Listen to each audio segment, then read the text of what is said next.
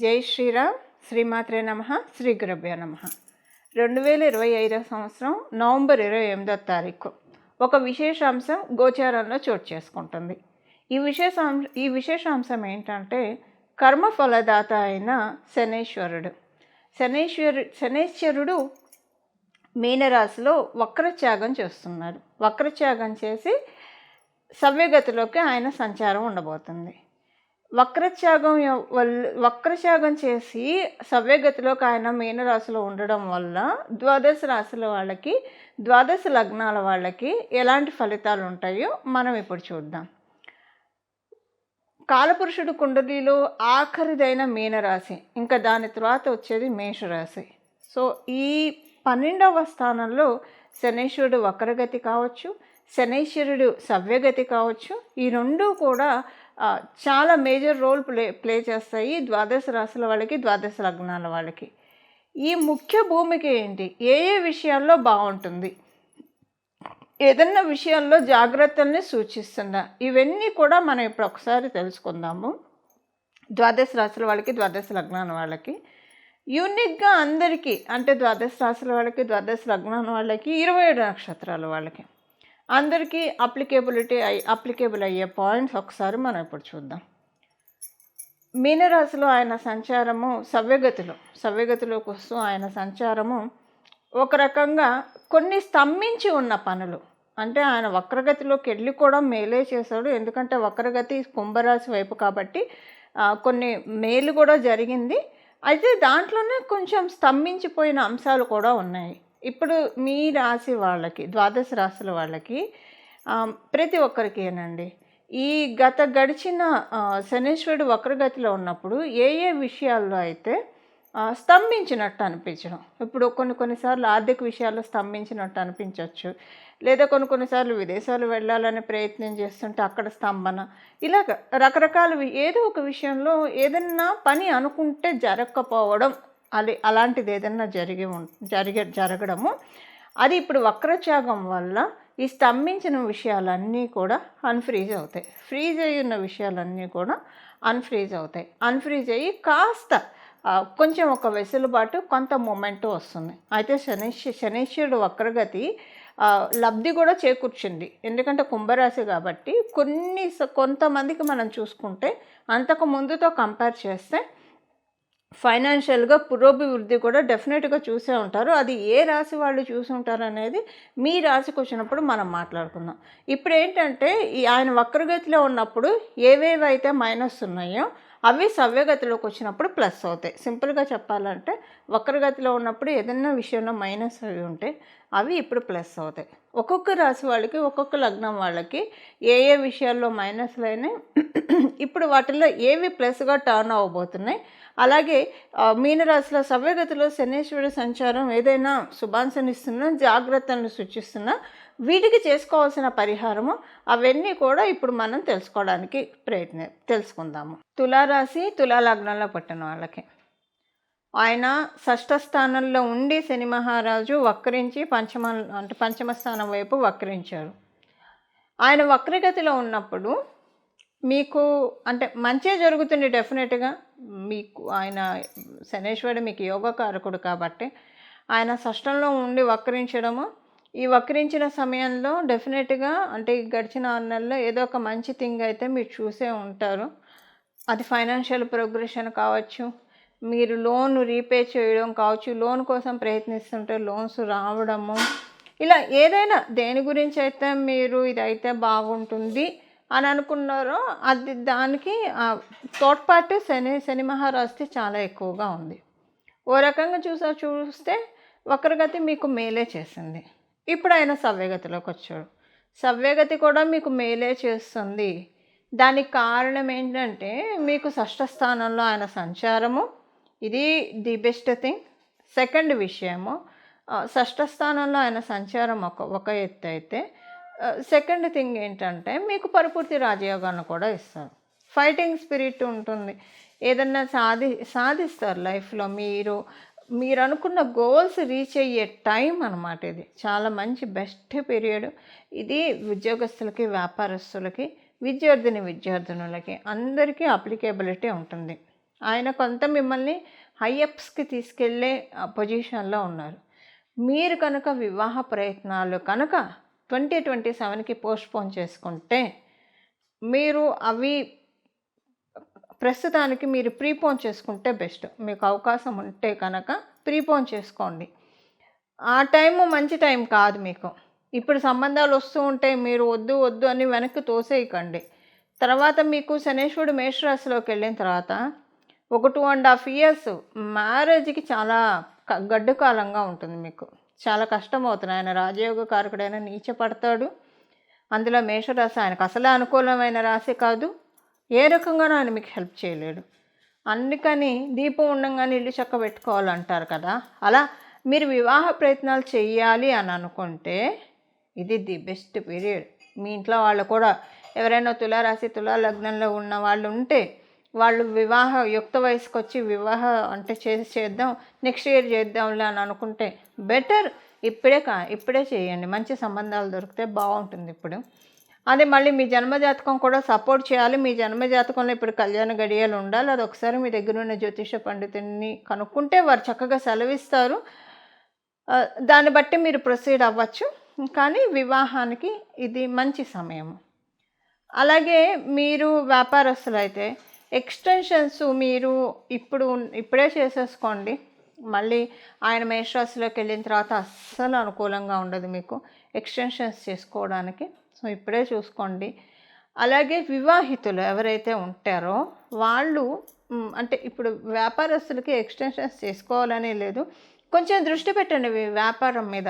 ఇప్పుడు ఆపర్చునిటీస్ ఎక్కువ ఇస్తున్నాడు ఉద్యోగస్తులకి వ్యాపారస్తులకి. తెలుసుకోండి, మీరు సర్చ్ చేసి ఏం చేస్తే మీకు ఇంకా ప్రోగ్రెస్ వస్తుందో వాటి మీద దృష్టి పెట్టండి. ఇప్పుడు భగవంతుడు మనకి ఇవ్వడానికి రెడీగా ఉన్నప్పుడు మనం కూడా చేతులు చేస్తేనే కదా ఆయన ఇచ్చేది. ఇలా చేతులు కట్టుకొని కూర్చుంటే ఏమి ఇవ్వరు కదా ఆయన. సో అలా మీ ప్రయత్నాలు మీరు చేయండి. మంచి టైం ఇది ఉద్యోగస్తులకు వ్యాపారస్తులకు ఇద్దరికీ కూడా. తర్వాత ఆయన మేషరాశిలోకి వెళ్ళిన తర్వాత కొంచెం ఇబ్బందులు ఉంటాయి. సో ముందుగానే మిమ్మల్ని మీరు ప్రొటెక్ట్ చేసుకోండి అలా రాకుండా. అలాగే వివాహితులకి కొంత అంటే ఇప్పుడైతే బాగుంది, ప్రాబ్లం ఏం లేదు. ఏవైనా ఉన్నా సర్దుబాటు దిశగా ఉంచుకోవడానికే ప్రయత్నించండి. ఎందుకంటే ఇప్పుడు మీకు ఏమి ఇంపాక్ట్ ఉండదు, బాగానే ఉంటుంది. ఆయన మేషరాశిలోకి వెళ్ళిన తర్వాత మీరు ప్రతి చిన్న విషయాన్ని కూడా తవ్వి తీస్తారు మీ జీవిత భాగస్వామి. సో తవ్వి తీసి మీకు ఒక రకంగా టార్చర్ లాగా అనిపిస్తుంది. ఇప్పుడు కాదు నేను చెప్పేది, ఆయన మేషరాశిలోకి వెళ్ళిన తర్వాత. ఇప్పుడు ఇదంతా ఎందుకు చెప్తున్నానంటే ఇక్కడి నుంచి మీరు సెక్యూర్డ్ చేసుకోవడానికి ముందు జాగ్రత్త, అంతే. ముందు జాగ్రత్త పడితే అప్పుడు ఇబ్బందులు రాకుండా ఉంటాయి. సో శని మహారాజు అంటేనే ముందు చూపు. ఎవరికైతే ముందు చూపు బాగా ఉంటుందో వాళ్ళకి శని బలం బాగా ఉన్న వాళ్ళకి ముందు చూపు చాలా ఎక్కువగా ఉంటుంది. చాలా క్యాలిక్యులేటెడ్గా ఉంటారు, ఆచితూచి మాట్లాడతారు. వాళ్ళకి కర్మఫలదాత ఎప్పుడు శుభ ఫలితాలనే ఇస్తారు. సో అలా ఇప్పుడు మీకు ఆల్రెడీ ఆయన యోగకారకుడు కాబట్టి మంచి ఫలితాలను ఇవ్వడానికి ఆయన సిద్ధంగా ఉన్నారు. మీకంతా బాగుంది. మీరు వీలుంటే కనుక ఇప్పుడు నేను చెప్పే రెమెడీతో పాటు వీలుంటే మీరు శనేశ్వరుడికి తైలాభిషేకం కూడా చేసుకోండి. ఇప్పుడైతే అసలు ఏం అవసరం లేదు. రాబోయే కాలంలో ఆయన మీకు సప్తమ స్థానంలోకి వచ్చినప్పుడు యాక్చువల్గా సప్తమ స్థానంలో ఆయన సంచారం చాలా మంచిది. కాకపోతే మీ రాశి వాళ్ళ వరకు మటుకు ఆయన సప్తమ స్థాన సంచారం అంత మంచి రిజల్ట్స్ ఇవ్వదు. కాబట్టి దాని నుంచి తప్పించుకోవడానికి ఇప్పటి నుంచే మీరు కొంచెం శనేశ్వరుడికి తైలాభిషేకం ఇది చేసుకోవడము. అప్పుడు ఏం చేయాలనేది తెలుసుకుంటాం. బట్ ఇప్పటి నుంచి కొంచెం ఇలా చేస్తే కొంచెం శని బలాన్ని తగ్గించకుండా రీటైన్ చేసిన వాళ్ళు అవుతారు మీ జన్మజాతకం. ఇది తులారాశి తులా లగ్నంలో పుట్టిన వాళ్ళ ఫలితాలు. ఇప్పుడు పరిహారం మనం చూద్దాం. శనేశ్వరుడు సవ్యగతిలోకి వచ్చినప్పుడు చేసుకోవాల్సిన పరిహారం, ద్వాదశ రాశుల వాళ్ళు, ద్వాదశ లగ్నాల వాళ్ళు, వీళ్ళందరూ కూడా చేసుకోవాల్సిన పరిహారం ఇప్పుడు మనం చూద్దాం. ప్రతిరోజు కూడా ఇక్కడి నుంచి మొదలుకొని ఇదేంటంటే చాలా మంచి టైం అని మనం భావించాలి. ఇంకా ఆయన మేషరాశికి వెళ్ళే లోపల మీనరాశిలో ఉన్న ఈ పీరియడ్ ఏదైతే ఉందో ఈ పీరియడ్ని సద్వినియోగం చేసుకోవాలి. దేనికి సద్వినియోగం చేసుకోవాలి? మామూలుగానే 12వ స్థానం అంటే జ్యోతిష శాస్త్రం మోక్ష స్థానం అని చెప్తుంది. అంటే మోక్షం ఎప్పుడు వస్తుంది? మోక్షం అంటే మన కష్టాల నుంచి బయటపడటం కూడా మోక్షంగానే మోక్షమే అవుతుంది. దేనికైతే మనం ఇబ్బంది పడుతూ ఉన్నామో వాటిల నుంచి మనల్ని ముక్తి కలిగించే రాశి మీనరాశి. మనం జనన మరణ చట్రం నుంచి కూడా బంధ విముక్తులు అవ్వాలంటే మీనరాశినే మనం చూస్తాం. అంటే సహజ కాలపురుషుడు కుండలిలో 12వ రాశి అయింది కాబట్టి.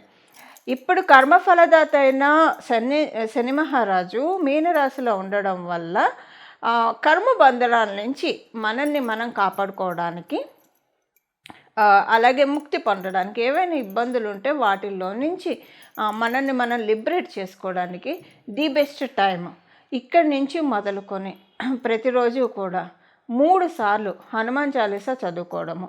అసలు ఎప్పుడు కూడా హనుమాన్ చాలీసా చదువుకుంటే చాలా మంచిది. కానీ ఇప్పుడున్న ఈ సిచ్యువేషన్, శనైశ్వరుడు మీనరాశిలో ఉన్నాడు కాబట్టి సవ్యగతిలో మళ్ళీ ఆయన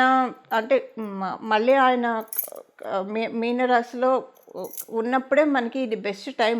మనము విముక్తులు అవ్వడానికి, కర్మల నుంచి విముక్తులు అవ్వడానికి చాలా మంచి సమయము.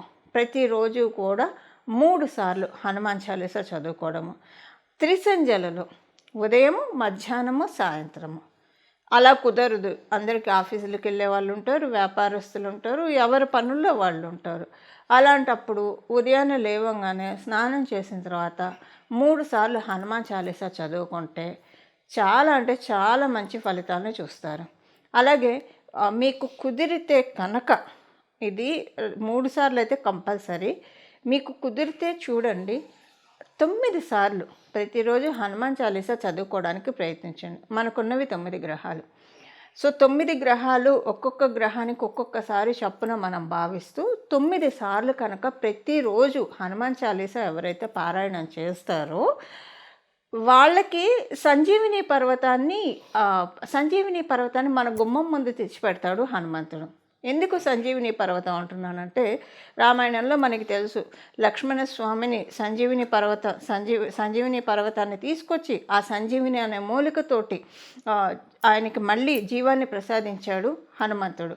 సో మనకి ఈ కష్టాలన్నిటి నుంచి, మన లైఫ్లో ఉన్న కష్టాలన్నీ మృతి చెంది మన లైఫ్లో ఉన్న సుఖాలు, ఇప్పుడు మన జన్మజాతకంలో ఉన్న యోగాలు ఒక్కొక్కసారి ఇన్యాక్టివ్ స్టేజ్లో ఉంటాయి, యాక్టివ్ స్టేజ్లో ఉండవు. ఒక్కొక్కసారి యోగాలు ఉన్న అనుభవం, ఇప్పుడు సపోజ్ షుగర్ పేషెంట్కి ముందు స్వీట్లు ఎన్నున్నా తినలేరు.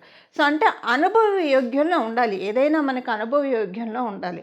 అలా అనుభవ యోగ్యంలోకి తేవడానికి, అలాగే స్పిరిచువల్గా బాగా ఇంక్లైన్ అవ్వడానికి, ఆధ్యాత్మికంగా మనల్ని మనం ప్రోగ్రెస్ చేసుకోవడానికి 12వ రాశి అంటేనే ఆధ్యాత్మికతని బాగా సూచిస్తుంది. సో ఎందుకంటే మనము ఈ శరీరంలో ఉన్నప్పుడు రెండిటికీ మనం ప్రాధాన్యత ఇవ్వాలి. లౌకికంగాను మన పనులు మన బాధ్యతలను మనం నిర్వహిస్తూ ఇదే శాశ్వతం అని మనం పెట్టుకోకుండా ఆధ్యాత్మికంగా కూడా మనం పురోభివృద్ధిని సాధించాలి. 2 గ్రోత్ మనం సైమల్టేనియస్గా చూసుకోవాలి. దీనికి ఈ బ్యాలెన్స్ మనకి హనుమంతుడు ఇస్తాడు.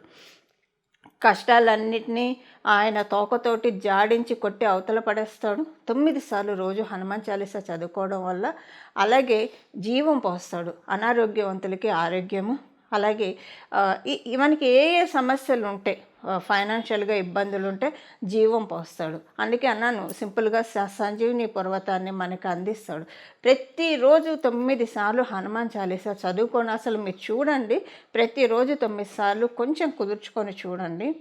తర్వాత ఈ రిజల్ట్స్ మీరు చూశాక మీరే వదిలిపెట్టరు. ఎందుకంటే మనకి ఎప్పుడూ కూడా మంచి శుభాంశలే మనం కోరుకుంటాం కదా. ఎప్పుడు కూడా లైఫ్లో మనం ఛాలెంజెస్ని అధిగమించుకుంటూ సక్సెస్ని సాధిస్తూ, అలాగే మన లైఫ్ డెఫినెట్గా ఐడియల్గా ఉండేట్టు, 10 మందికి ఆదర్శప్రాయంగా ఉండేట్టు మనల్ని మనం మలుచుకోవాలి. కాబట్టి వీటన్నిటికీ కూడా హనుమంతుడు చక్కగా ఒక కర్టన్ రైజర్ అని చెప్పచ్చు. మనకు ఉన్న ఎఫిషియన్సీకి, మనకున్న స్కిల్ సెట్, మనలో ఏం స్కిల్ సెట్ ఉంది, ఏది హైడ్ అయ్యింది, అవన్నీ కూడా ఆయన వెలికి తీసి ఈ దాంట్లో ఇందులో నీకు బాగా గ్రోత్ ఉంటుంది, దీంట్లోకి వెళ్ళు అని చెప్పి డెఫినెట్గా ఆయన మనకి ఇస్తారు. ఎందుకంటే హనుమంతుడు జ్ఞానప్రదాత కూడా. సూర్యనారాయణ మూర్తి నుంచి విద్యల్ని అభ్యసించి ఆయన మనకి అన్నిటినీ కూడా అందిస్తాడు, వేద జ్ఞానాన్ని అందిస్తాడు. హనుమత్ చరణాన్ని పట్టుకోవడం చాలా మంచిది. దీనికి ప్రతిరోజు 3 సార్లు అయితే కంపల్సరీ చదవాలి, లేదా 9 సార్లు మీకు కుదిరి చదవగలిగితే కనుక చాలా మంచిది. 3 సార్లు చదవలేని వాళ్ళు వినడానికి ప్రయత్నించండి. 3 సార్లు అయినా 9 సార్లు అయినా, కానీ శ్రద్ధ పెట్టి వినాలి, శ్రద్ధగా వినాలి. అలాగా చదవడం వినడము కుదిరితే ప్రతిరోజు కూడా భజే వాయుపుత్రం, భజే వాయుపుత్రం, భజే వాయుపుత్రం, భజే వాయుపుత్రం, భజే వాయుపుత్రం అని హనుమంతుడిని స్మరిస్తూ ఉంటే కనుక సన్మంగళాలు, హనుమంతుడు మంగళప్రదుడు.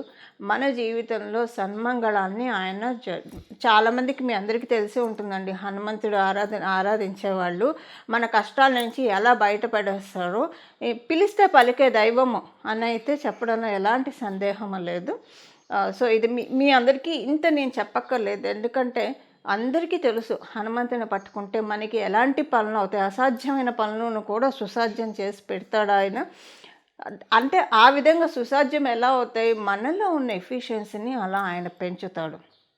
సో మనందరం కూడా ఈ సమయాన్ని సద్వినియోగం చేసుకొని హనుమత్ కృపకి పాత్రులయ్యి తద్వారా మన జీవితాన్ని ఆనందమయంగా సాగించాలని చెప్పి నేను కూడా మనందరి తరఫున హనుమంతుడిని మనస్ఫూర్తిగా ప్రార్థిస్తూ మంగళం. నమో భగవతే వాసుదేవాయ.